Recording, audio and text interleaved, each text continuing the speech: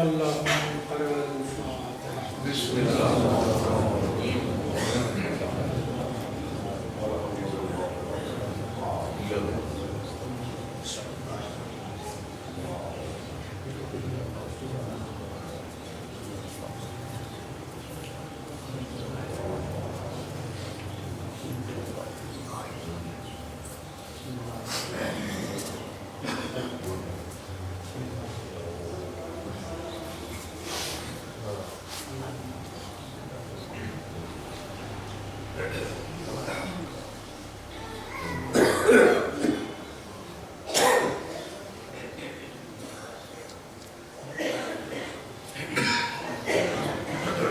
لا حول ولا قوة إلا بالله العلي العظيم.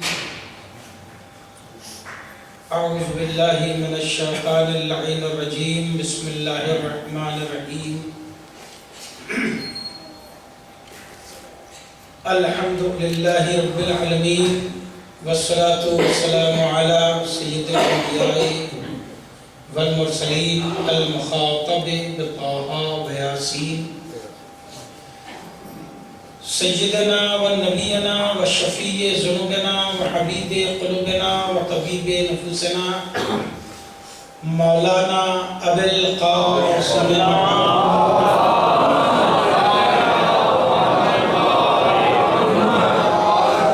وآل الطيبين الطاهرين المعصومين المنتجبين الغر الميامين ولعنة الله على أعدائهم وقتلتهم وغاصبي حقوقهم أجمعين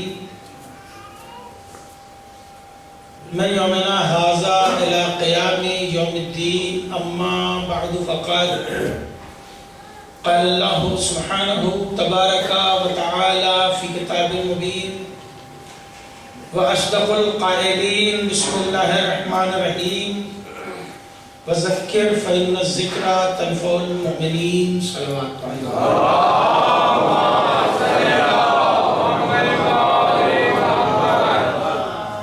محترم، گفتگو تیسرے مرحلے میں اس موضوع کے تحت بیان کے موضوع پر تیسرے مرحلے میں گفتگو پہنچ چکی. میں اب تک گزارش کرتا رہا کہ پروردگار عالم نے حکم دیا ہے کہ بیان کرو، اس لیے کہ بیان مومنین کو فائدہ پہنچاتا ہے. نصیحت کرو کیونکہ نصیحت مومنوں کو فائدہ پہنچاتی ہے. ذکر کرو اس لیے کہ تذکرہ سود مند ہوتا ہے. قرآن پڑھو اس لیے کہ قرآن مومنوں کے لیے فائدہ مند ہے. بیان کرو، چھپاؤ نہیں. یہ مطالبہ تو پروردگار عالم نے اپنے رسول سے بھی کر دیا. اما بنعمت ربک فحدث. میرے نبی جو کچھ نعمتیں اللہ نے آپ پر نازل کی ہیں اسے بیان کرتے رہیے گا، چھپائیے گا نہیں. تو بیان کرو.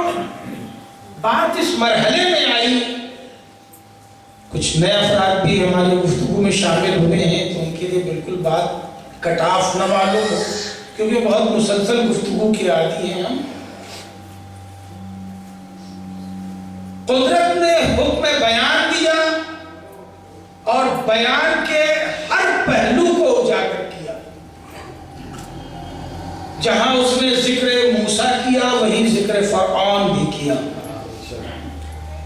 جہاں ذکر آدم کیا وہیں ذکر ابلیس بھی کیا.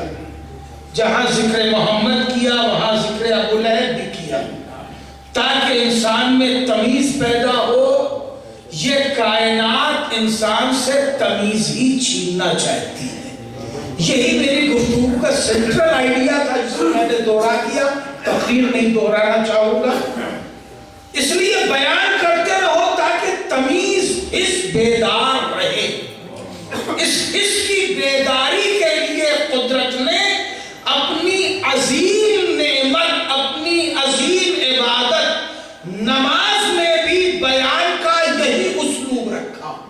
یہاں پہ میں نے کل بات روکی تھی کہ اس نے سورہ جمعہ میں جہاں اپنا تعارف کرایا، اپنے رسول کا تعارف کرایا، وسیع رسول کا تعارف کرایا، وہاں ان دشمنوں کا بھی ذکر کر دیا، ان یہودیوں سے بچتے رہنا، یہ بڑے نقصان پہنچانے والے ہیں۔ اور پھر سورہ منافقون بھی رکھ دیا، باہر والے تو باہر والے ہیں، کچھ اندر والے بھی ہیں جن سے ہوشیار رہنا۔ سلمان پڑھے محمد والا۔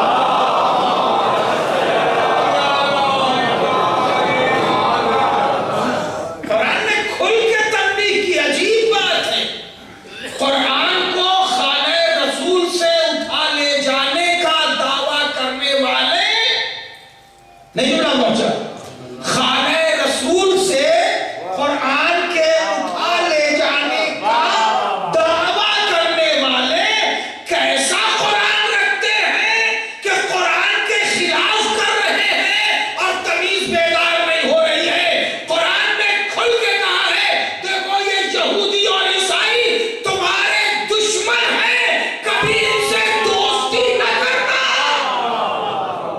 افسوس یہ ہے کہ ہاتھوں میں قرآن لیے ہوئے ہیں اور یہود و نصارہ کو دوست بنائے۔ یہ کیسی قرآن فہمی ہے، کیسا اسلوب قرآن کا یہ افہام و تفہیم ہے۔ قرآن اسی تمیز کو بیدار کرنا چاہتا ہے۔ یہ تو باہر والے دشمنوں سے بھی ہوشیار رہنا، مگر کچھ دشمن اپنے اندر بھی ہیں۔ ذرا محترم، واحد ہے دین اسلام جس کے یہاں قوانین و اصول میں دوسرے مذاہب کی طرح جو دفعات ہیں، دوسرے مذاہب کی طرح وہ تو دو طرح کی ہیں، ان کے لیے بھی قانون ہے جو مذہبی ہیں، ان کے لیے بھی قانون ہے جو لا مذہب ہے، یعنی جو مسلمان ہیں ان کے لیے بھی قانون ہے، جو مسلمان نہیں ہیں وہ کافر ہوں، یہود ہوں، نصارہ ہوں، ان کے لیے بھی قانون ہے۔ ایسی دنیا کے ہر مذہب میں کہ جو اس مذہب کا مذہبی ہے اس کے لیے بھی قانون ہے، اور جو اس مذہب کا نہیں ماننے والا ہے اس کے لیے بھی قانون ہے۔ یہاں تک تو اسلام نے سب مذاہب کی طرح اپنا قانون بنایا، مگر تنہا دین اسلام ہے جس کے یہاں ایک تیسرا بھی قانون ہے، ان لوگوں کے لیے جنہوں نے دین سمجھا نہیں ہے، دین پہنا ہے۔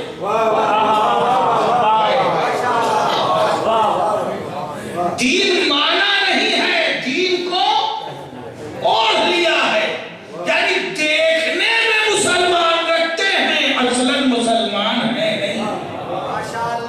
انہیں قرآن میں منافق کہا، یہ منافق ہے، ان سے ہوشیار رہنا۔ ہم منافق کو تو کافر سے بھی بدترین جگہ دیں گے،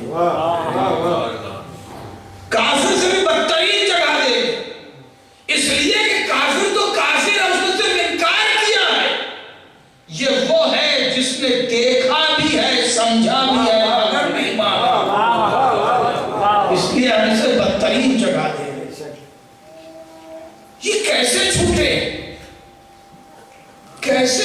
ہیں یہ؟ پہلی ہی آیت سورہ منافقون کی، میرے نبی یہ جو منافقین آپ کے پاس آئے ہیں یہ کہہ رہے ہیں کہ بے شک اے محمد آپ اللہ کے رسول ہیں صلی اللہ علیہ وسلم۔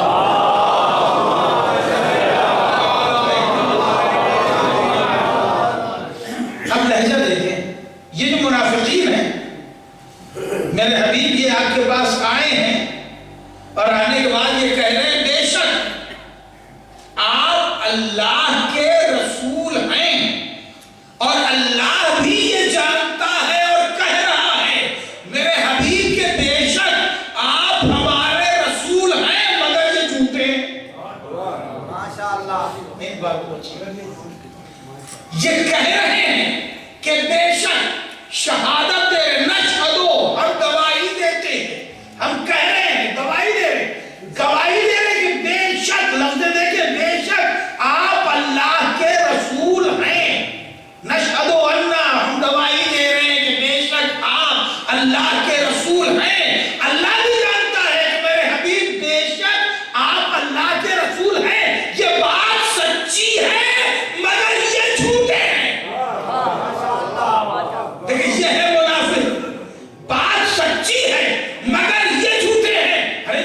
سچی بات ہے تو سچی بات ہے.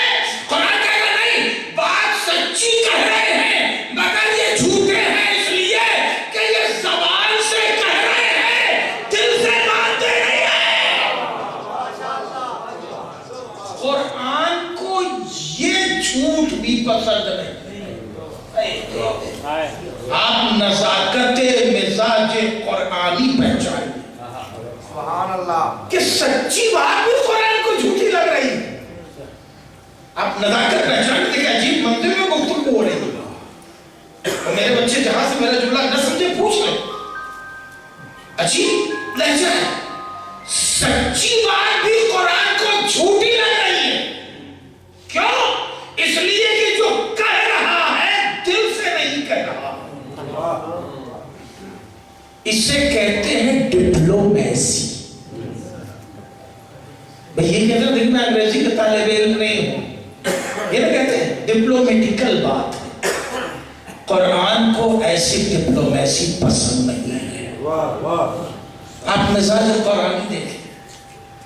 ملا جلا کے کام نکال لینا یہ مزاج قرآنی نہیں ہے. جو کہو سچ کہو دانے سے کہو.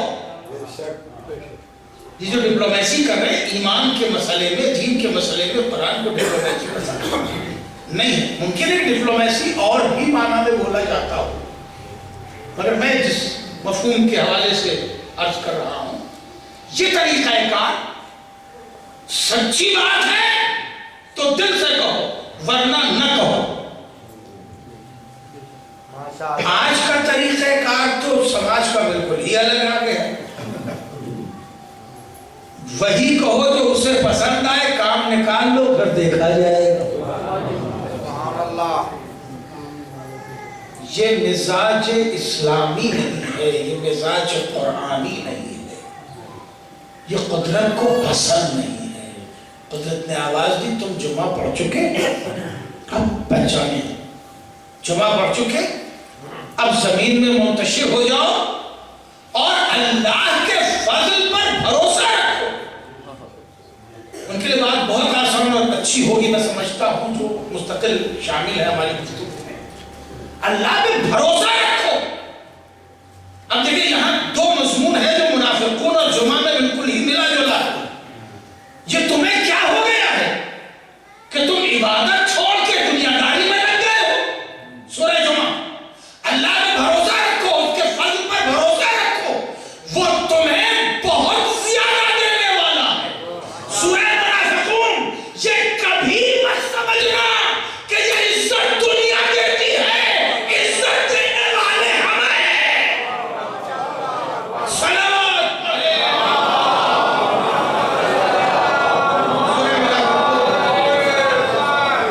یہ منافق یہ سمجھتے ہیں کہ ہم نے عزت پا لی ہے عزت بنا لی ہے. یہ خیال رہے کہ عزت دینے والے ہم ہیں. ہم جسے چاہیں گے عزت دیں گے اور جسے ہم نہیں چاہیں گے وہ عزت دار نہیں ہو سکتا. اس لیے کہ العزت للہ عزت اللہ کے لیے ہے. لہذا ہم پر بھروسہ رکھو. جھوٹ نہ بولو. حدیث میں ارشاد ہوا کہ جھوٹ گناہوں کی ماں. گناہوں کی ماں ہے. اب اس میں لفظ ماں جو ہے اردو میں صرف ایک ہی معنی میں بولا جاتا ہے اور عربی میں لفظ ماں یہ کئی معنی میں بولا جاتا ہے. اردو میں ماں جو ہے وہ صرف ایک شفقت مادری اور ممتا سے جوڑ دیا گیا ہے. ماں کہتے ہیں اصل کو. ماں کہتے ہیں بنیاد کو. الف بھی الاسیان گناہوں کی ماں. ماں کہتے ہیں اصل کو. ماں کہتے ہیں جڑ کو. ماں کہتے ہیں مرکز کو. شاید یہیں سے یہ لفظ آیا ہے. بچہ جب بھی مصیبت میں ہوتا ہے باپ کی طرف نہیں دوڑتا ماں کی طرف دوڑتا. سبحان اللہ. ایک سلوات پڑھ لیں محمد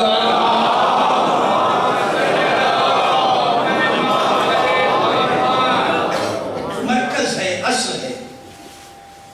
گناہوں کی بنیاد اور اصل ہے جھوٹ۔ جب کبھی بھی منہ سے جھوٹ نکلے عمدن سہون یا ویسی فوراً الرٹ ہو جائیے، اب کوئی نہ کوئی گناہ ایسا ہے جو ہماری طرف آ رہا ہے۔ ماشاءاللہ ماشاءاللہ۔ وہ کب آئے گا، کیسے آئے گا، یہ سمجھنا آپ کا کام ہے۔ ہم بول رہے ہیں تو ہمارا کام ہے، مگر اب آئے گا وہی یہ جھوٹ کہیں نہ کہیں سے کوئی ایک گناہ لے کے آئے گا، اس لیے فوراً ہی وہاں الرٹ ہو جائیں گے۔ ایک شخص رسول کے پاس آیا، اس نے اپنے کئی گناہ گنا دیے۔ یا رسول اللہ، میں توبہ کرنا چاہتا ہوں، بچنا چاہتا ہوں، بچ نہیں پا رہا ہوں، میں یہ گناہ بھی کرتا ہوں، یہ گناہ بھی کرتا ہوں، یہ گناہ بھی کرتا ہوں۔ اچھا، یہ بارگاہ رسول ہے، کوئی چرچ کا سنڈے تو ہے نہیں پہنچی بات۔ ماشاءاللہ ماشاءاللہ۔ سوال پڑھ لیں محمد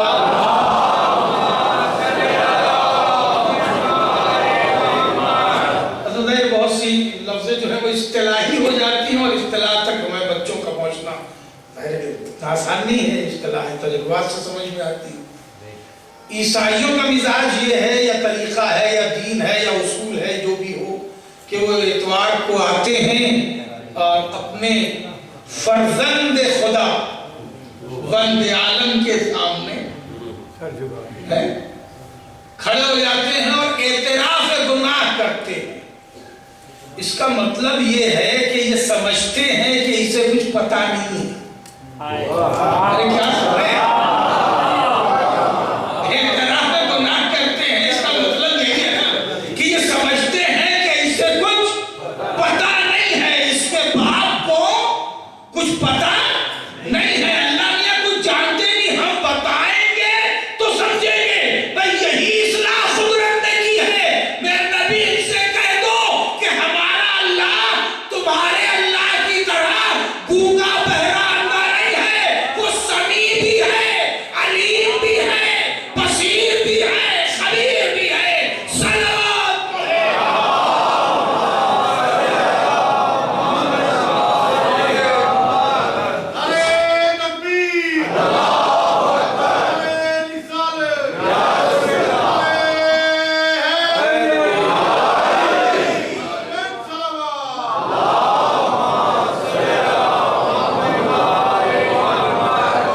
سنتا بھی ہے، جانتا بھی ہے، علم بھی رکھتا ہے، اطلاع بھی رکھتا ہے، علم بھی رکھتا ہے، اطلاع بھی رکھتا ہے۔ یہ موضوع نہیں کہ میں ادھر بہت تفصیل بات جاؤں۔ اللہ نے جو اپنے اسماء گنائے ہیں وہ بڑے بامانہ اور بڑی معرفت کی۔ دیکھیے خود موضوع ہے، کبھی یاد آیا تو میں ہی یہ موضوع رکھ لوں گا کہ اللہ نے اپنے نام بدل بدل کے کیوں گنائے۔ کہیں سمیع کہا تو بصیر نہیں کہا، بصیر کہا، سمیع نہیں کہا، خبیر کہا، بصیر نہیں کہا۔ یہ بدلتا کیوں ہے نام، اور اس سے کیا میسج، کیا پیغام دینا چاہتا ہے، اس سے کس قدرت کا اظہار ہے، اس سے امت کو اور قرآن پڑھنے والے کو کیا کیا فائدے ہیں۔ بڑا قیمتی ہے یہ اسماء، خدا کی قسم میری پوری زندگی کی، گویا ہماری پوری زندگی کی چابی ہے جس کے اسماء۔ ایک الگ موضوع ہے، ایک سلوات پڑھ لیں محمد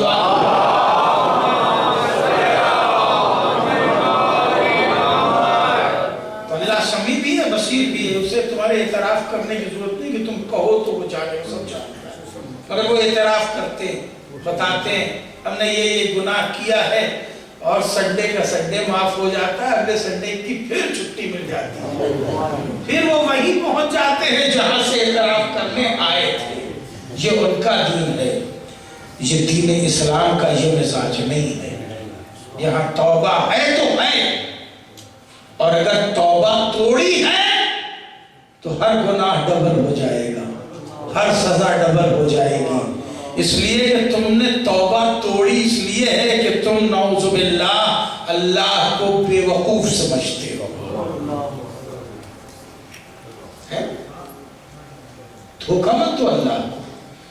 اس لیے قرآن خود کہہ رہا ہے تم اللہ کو کیا دھوکہ دو گے، تم تو خود اپنے آپ کو دھوکہ دے رہے ہو، ماشاءاللہ تم اللہ کو دھوکہ دے رہے ہو۔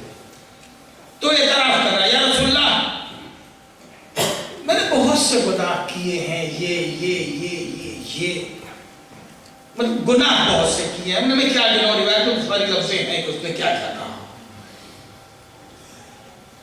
رسول اللہ کیسے میں اس سے بچوں؟ اچھا بظاہر سننے والے بھی یہ سمجھ رہے ہیں کہ تو بڑا ٹیڑھا ہے، اتنے سارے گناہ سے، اتنی ایسی عادتوں سے اسے کیسے بچا دیا جائے؟ بڑا ٹیڑھا معاملہ ہے، اس لیے کہ گناہ کے ساتھ نفسیاتی وابستگی ہوتی ہے انسان کی، اور نفسیاتی علاج جو ہے یہ بڑا ٹیکنیکل ہوتا ہے نا، لیکن رسول نے اس سے عہد لیا، اسی پہ بیعت لی، کہا نہیں میں تجھ سے نہیں کہوں گا کہ یہ بھی چھوڑ دے، یہ بھی چھوڑ دے، یہ بھی چھوڑ دے، نہیں۔ خدا کی قسم کیا پیاری آیت ہے سورہ جمعہ کی، هو الذی بعث فی الامیین رسولا منہم یتلو علیہم آیاتہ ویزکیہم، اور وہ ان کے نفسوں کو پاک کرتا ہے۔ جب تک بڑا ماہر نفسیات نہیں ہوگا نفسوں کو پاک نہیں کر سکتا ہے۔ کتنا بڑا نبی ماہر نفسیات ہے کہ وہ اس کجی کو وہی گرفت کر رہا ہے، اچھے نباس کی طرح جا گرفت کرنی چاہیے۔ عجیب بات ہے، اتنا بڑا ماہر نفسیات ایک عام ڈاکٹر تو ماننے کو تیار نہیں ہے کہ میں اس کے جیسا ہوں، وہ میرے جیسا ہوں۔ جو ایک عام ڈاکٹر تو یہ ماننے کو تیار نہیں ہے کہ میں اس کے جیسا ہوں، وہ میرے جیسا ہے۔ اتنا بڑا حکیم اور امت اسے اپنے جیسا بنائے ڈالتی ہے۔ نبی نے کہا نہیں میں یہ نہیں کہوں گا کہ یہ بھی گناہ چھوڑ، یہ بھی چھوڑ، یہ بھی چھوڑ، نہیں، کچھ مت چھوڑ، بس میں ایک گناہ کہوں گا اسے چھوڑ دے گا، ایک۔ اس نے کہا بھئی یہ تو بڑی اچھی بات ہے، بہت آسان ہے، اب تو اسلام میں رہنا، نہ اس کے لیے منع کیا ہے، نہ اس کے لیے منع کیا ہے، نہ اس کے لیے منع کیا ہے، چھوٹ ہے، بس ایک، کوئی بات نہیں، کب بیعت کر۔ رسول نے بہت سی بیعتیں لی ہیں، دین کے ساتھ بیعت میں کوئی شرط ہے تو وہ شرط مرکزی ہوتی ہے، سبحان اللہ، یعنی اس شرط کو توڑا تو دین بھی گیا۔ یہ نہیں کہ بیعت بھی توڑ دی اور لا الہ الا اللہ بھی کہے جا رہے ہیں، نہیں، پھر دین بھی گیا۔ اس سے مشروط ہوتی ہے، ہوتا ہے دین کا بیعت کر کہ ہم جھوٹ کبھی نہیں بولیں گے، سبحان اللہ، نہ یہ گناہ کا چھوڑنا، وہ گناہ چھوڑنا، وہ گناہ چھوڑنا، بس ہم جھوٹ کبھی نہیں بولیں گے۔ دیکھیں یہ تو بڑی آسان سی بات ہے، سبحان اللہ، ہم بھی بچوں سے شروع دن سے ہر ماں اپنے بچوں کو شروع دن سے یہی سکھاتی نہیں تو جھوٹ نہ بولنا، ٹافی لے لی، نہیں ہم نے نہیں لی ہے، بھائی نے لی ہوگی، نہیں بیٹا کہہ دو، لیے کہہ دو، جھوٹ نہیں بولنا۔ اسی حدیث کی پیروی ماں کر رہی ہوتی ہے، اگر اس نے اپنے آپ کو جھوٹ سے بچا لیا ہر گناہ سے بچا لیا،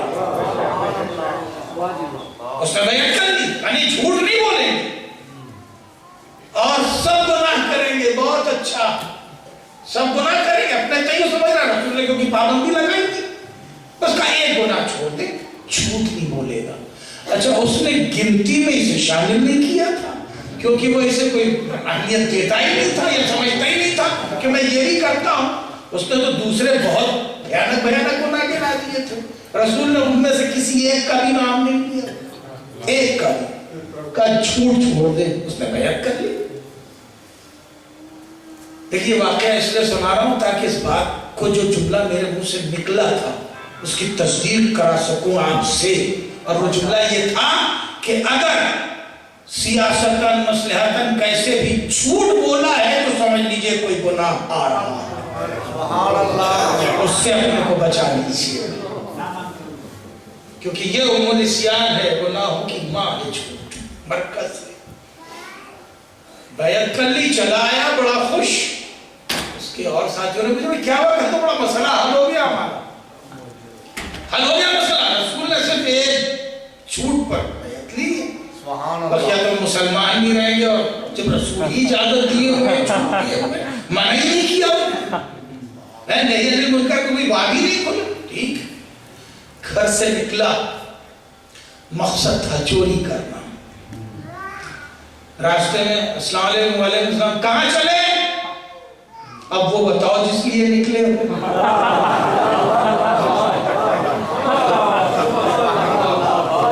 اب وہ بتاؤ جس لیے نکلے ہو۔ اس نے کہا نہیں کوئی بات نہیں، پلٹ گیا، جواب نہیں دیا، کم سے کم اتنا سچا تو تھا۔ اب اسے اس کی پرواہ نہیں ہے، دیکھیں بڑی نازک سی بات ہے، پلٹ گیا، جواب نہیں دیا۔ کیوں؟ اس لیے کہ اگر جواب میں بھی کچھ کہے تو جھوٹ ہوگا۔ جواب میں بھی کچھ کہے، ارے نہیں بازار کے لیے نکلے تھے، تم نے ایسا ٹوک دیا کہ ہم جا رہے ہیں، یہ بھی جھوٹ ہوگا۔ جواب نہیں دیا، اب ناراض ہوتا ہے تو ہو جائے کہ جواب کیوں نہیں دیا، ہم گناہ نہیں کریں گے۔ بھائی وہ ناراض ہوگا نا جس کی طرف سے منہ پھیر کے چلے آئے، کہہ رہے ہم نے پوچھا کہاں چلے، بولتا ہے کہ مجھ سے چلا گیا، اور وہ یہ کہہ رہا ہے کہ نہ یہ بتا سکتے کہ کس لیے نکلے ہیں، نہ وہ کہہ سکتے کہ جو منہ سے نکل رہا تھا۔ پلٹ گیا، پھر دوسرے وقت نکلا، اچھا اللہ نے بھی شاید فرشتے لگا دیے تھے۔ ارے کیا سن رہے ہیں؟ خدا کی قسم یقین کیجئے باتوں کو نہیں چھوڑوں گا کہ اگر انسان راہ راست پر چلتا ہے، استقامت کرتا ہے، تو اللہ اس کے ارد گرد فرشتوں کا لشکر کر دیتا ہے۔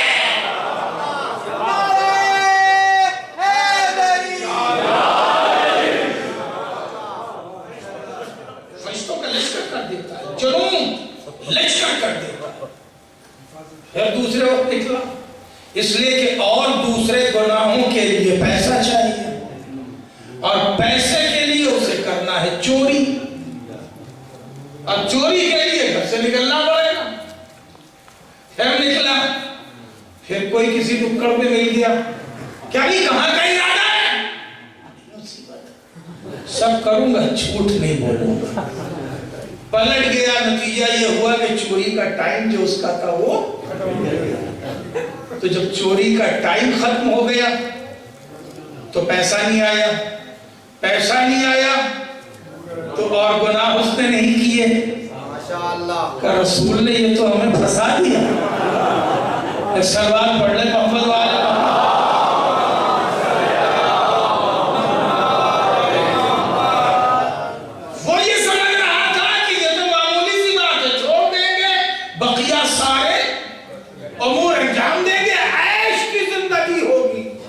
رسول نے صرف اس پر بیعت لے لی جو گناہوں کا جڑ بنیاد تھی۔ ماشاءاللہ، نتیجہ یہ ہے کہ وہ راہ راست پر آ گیا۔ سورہ منافقون میں قرآن نے اسی کی طرف پہلے ہی آیت میں اشارہ کیا ہے، اور آخری آیت تک گھما پھرا کے اسی پر بات کی اور بحث کی ہے۔ دیکھو یہ جھوٹ جو ہے، تم سچی بات بھی کہتے ہو تو جھوٹ لگتی ہے، اس لیے کہ دل سے نہیں کہتے۔ منافق کا یہ اسلوب بیان کیا گیا ہے کہ وہ جو کہہ رہا ہے سچی بات کہہ رہا ہے کہ رسول ہیں، اللہ کے رسول ہیں سرکار، مگر زبان سے کہہ رہا ہے، دل سے نہیں کہہ رہا ہے۔ اس لیے جو بات کہو دل سے کہو۔ جب اتنے باکردار ہو جاؤ تب زمین پہ پھیل جاؤ۔ ماشاءاللہ، ماشاءاللہ، ماشاءاللہ، تب زمین پہ پھیل جاؤ، پھر دیکھو اللہ کا تم پر فضل کتنا ہوتا ہے۔ ذالکا فضل اللہ یؤتی ہے من یشاء واللہ ذو الفضل العظیم۔ یہ شروع میں ایک فضل بیان ہے جمعے میں، اور ایک فضل آخر میں بیان ہے۔ دوہرے فضل کسے کہتے ہیں؟ ایک چیز ہے عطا، الف سے. ایک چیز ہے عطا عین سے، ہے نا؟ حل عطا آتینا کا، ہے نا؟ جہاں الف سے آتا ہے وَآتُ الزَّکَاۃ، رکنا اس پہ پڑے کہ بچے یہ نہ کہ مولانا املا بھول گئے، ایک سلوات پڑھ لے گا ہم.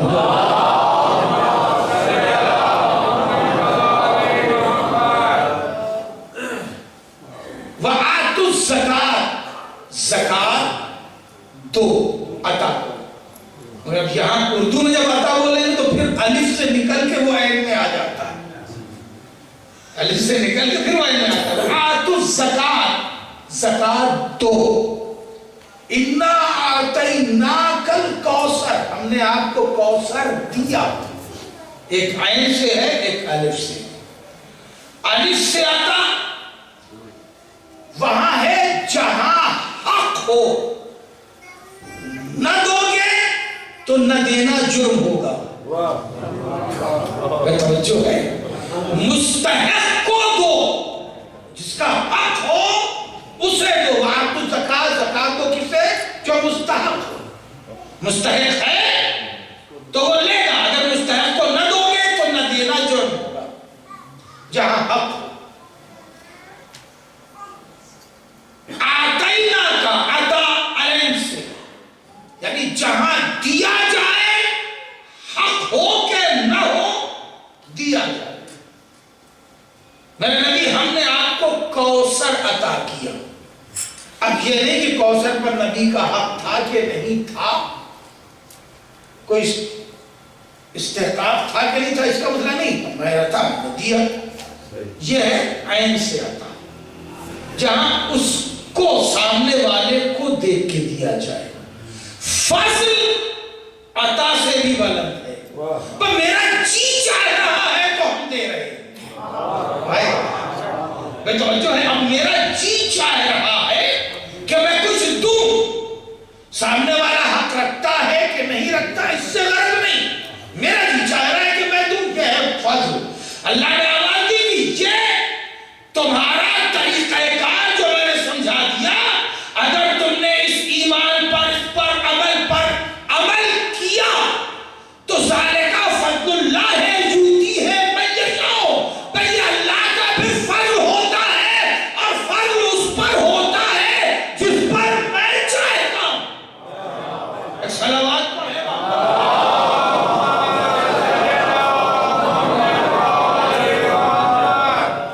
میرا فضل حاصل ہوگا تمہیں، ہم تمہیں صاحب عزت بنا دیں گے.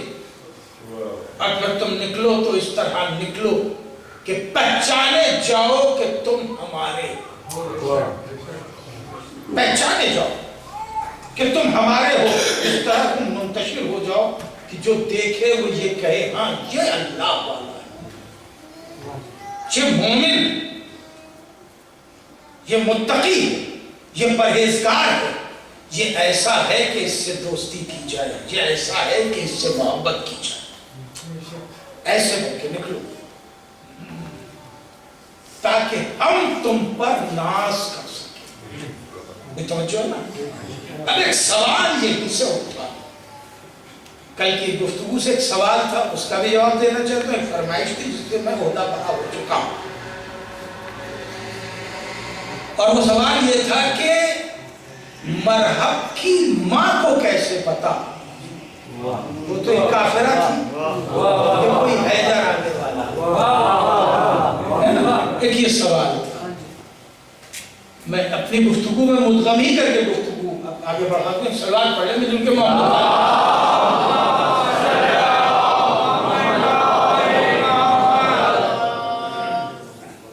دیکھیں، استقامت اسی میں ہوتی ہے جو سچ بولتا. صرف میں نے متنبع کرنے کے لیے جملہ دیا ہے، مگر ورنہ میری گفتگو بالکل مسلسل ہے. استقامت اسی میں ہوتی ہے جو سچ بولتا ہو. 39 دن تک رسول کو ایک جھوٹ کا سامنا تھا. لشکر کہتا تھا سردار بھاگا، سردار کہتا تھا لشکر بھاگا، سچ تو ایک ہی ہوگا نا؟ بات سمجھ رہی؟ لشکر کہتا تھا سردار بھاگا، سردار کہتا تھا لشکر بھاگا۔ رسول نے سب کو جمع کر کے پوچھا بھی حقیقت کیا ہے یہ بتاؤ۔ کہنے لگے کیا کرے سرکار، اصل میں گھوڑا بھاگا۔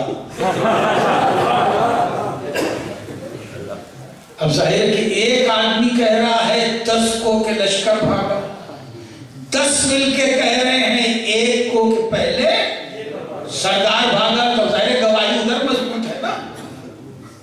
بھئی سچ بتاؤ، کہنے لگے سرکار اصل میں گھوڑا بھاگا، اگر یہ بدر کے نہ بھاگتا تو ہم خیبر سے واپس نہ آتے۔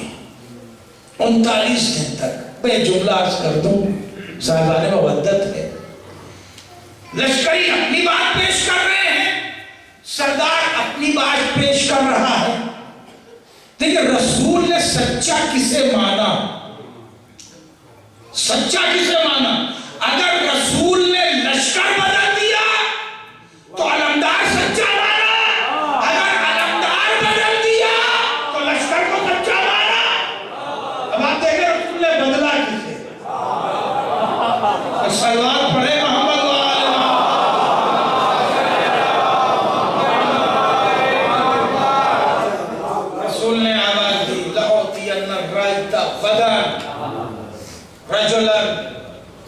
کرارن غیر فرار، کل میں اسے علم دوں گا جو مرد ہوگا، چمتا ہوگا، رجلن مرد ہوگا، دیکھنے میں نہیں،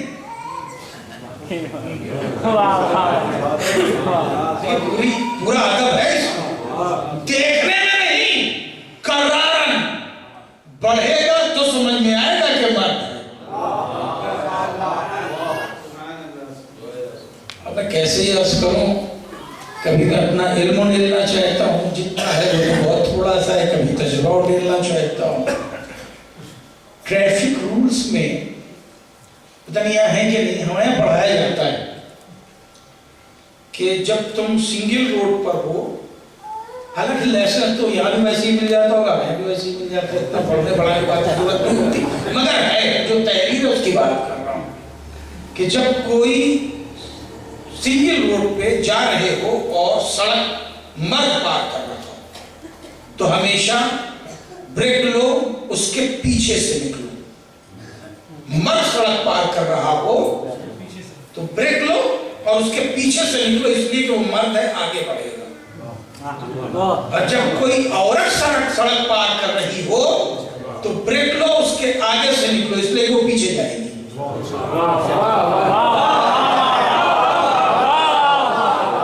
سلام پڑھ لیں محمد والی۔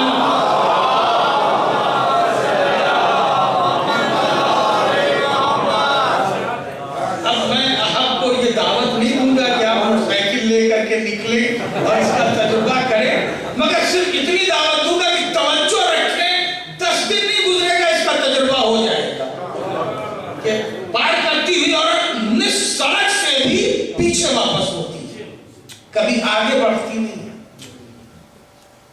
اب بلاغت دیکھیں، رجلن کرارن، جو دیکھنے مرد نہیں ہو بلکہ کلیجے کا بھی مرد ہو کہ جب تلواریں چمکے تو پیچھے نہ پلٹے،